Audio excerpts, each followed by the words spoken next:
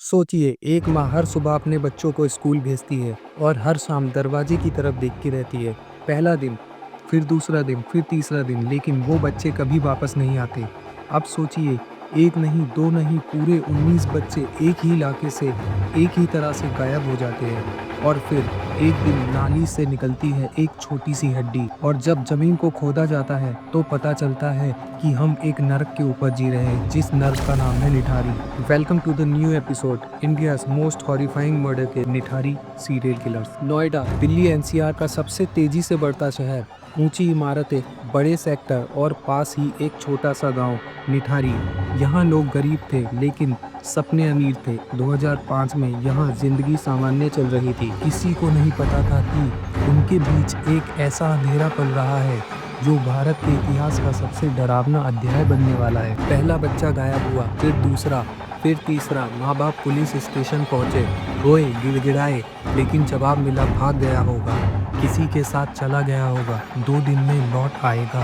FIR दर्ज नहीं हुई, कोई सर्च नहीं। हर बार सिस्टम ने मुंह फेर लिया और हर बार एक और बच्चा हमेशा के लिए गायब हो गया। धीरे धीरे गांव बदलने लगा। बच्चे बाहर खेलना बंद कर चुके थे। माएँ बच्चों को अकेला नहीं छोड़ रही थी। अफवाहें फैलने लगी थी, कोई तांत्रिक है, कोई डेविल वर्शिप हो रहा है। लेकिन सच्चाई इन सबसे कहीं ज़्यादा खौफनाक थी। और सबसे डरावनी बात, जिस घर के पीछे ये सब हो रहा था वो घर बिल्कुल नॉर्मल दिखता था। 19 दिसंबर 2006 एक आदमी नाली के पास से गुजर रहा था। उसने कुछ अजीब देखा, एक छोटी सी हड्डी। पुलिस को बुलाया गया, फॉरेंसिक टीम आई और फिर जो हुआ वो भारत ने पहले कभी नहीं देखा था।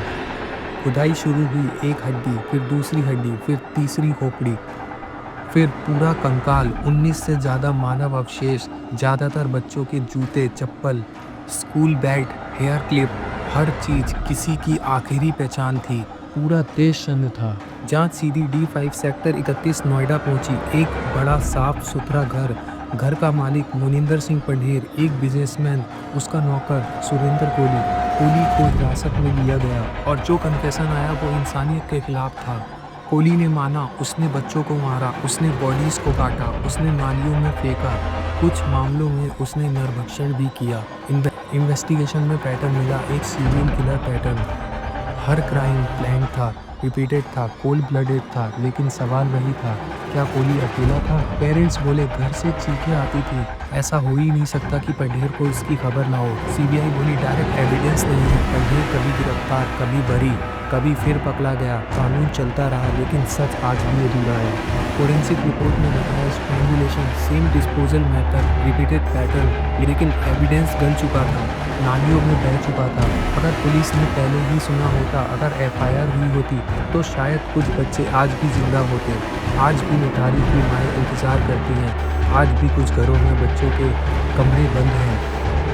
कुछ के पास सिर्फ एक जूता है, कुछ के पास एक तस्वीर, कुछ के पास कुछ भी नहीं।